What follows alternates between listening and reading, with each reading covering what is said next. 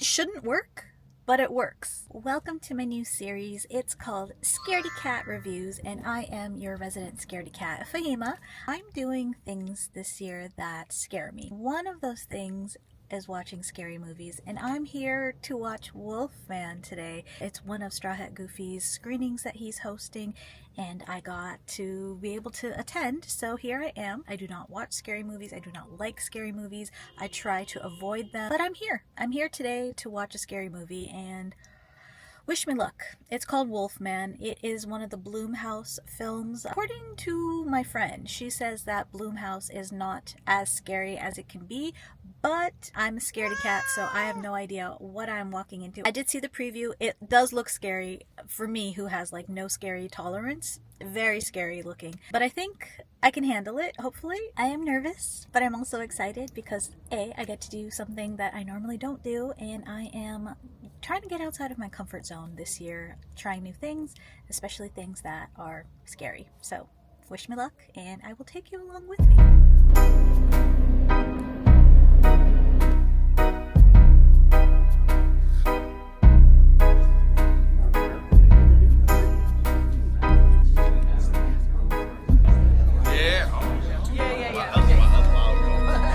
Of Wolfman, please welcome Lee Winnell.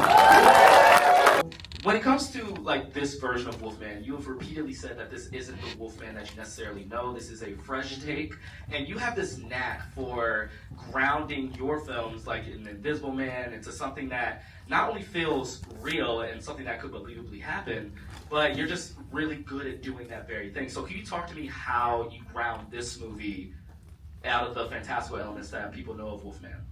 Well, yeah, I mean, I guess when I decided to make the film, the first thing was sitting around thinking, what is my unique take on this? I feel like there's been so many versions of the Wolfman and of werewolf characters. I don't even know if the film was worth making for me unless I could find a different perspective or a different way to tell the story. It's been done recently. I mean, when did Universal do that Benicio del Toro? It was like 10 years ago. So I feel like I knew what I didn't want to do, and that's where I started. And I guess my approach was just to make it as grounded as possible, like treat it like a disease.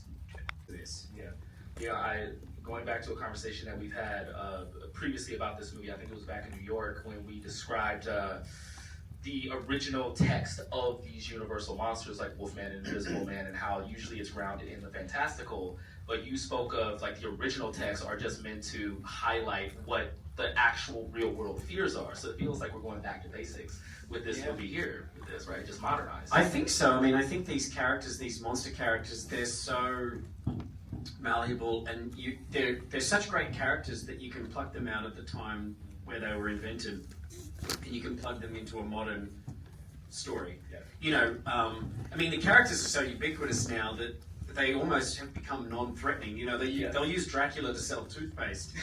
You know, they'll Count Chocula. Yeah, exactly. Like Adam Sandler. They're cartoon characters, right? So I feel like what seems to be happening recently, and I just saw Nosferatu, is I feel like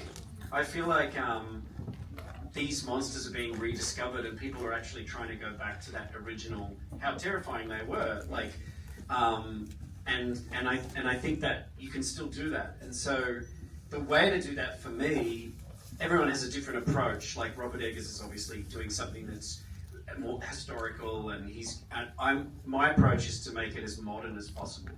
You know, and to make it feel like it's a new story as opposed to an old story. But also, excuse me, Scaredy Cat Reviews after the movie.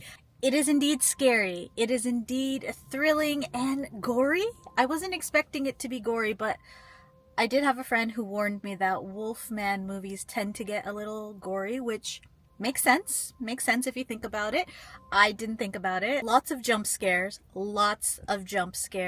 It was nice to hear the director's point of view, what he was going for. I didn't realize that the director wrote this film during COVID. It makes total sense. Like, the whole movie takes place in the course of one night. It's very isolated. It's reminiscent of that whole lockdown keep your bubble, just the people that you love. It resonated. It resonated through in the film. You can definitely feel that sense of bond that you make with your circle, but also how you want to just kind of keep away when somebody's sick. And it definitely has COVID time vibes for sure. As scary as this movie was, it was actually a family movie. Not in the sense that you can bring your kids and do all that stuff, but it is a movie about a family and them just dealing with the fact that the dad is turning into a wolf man.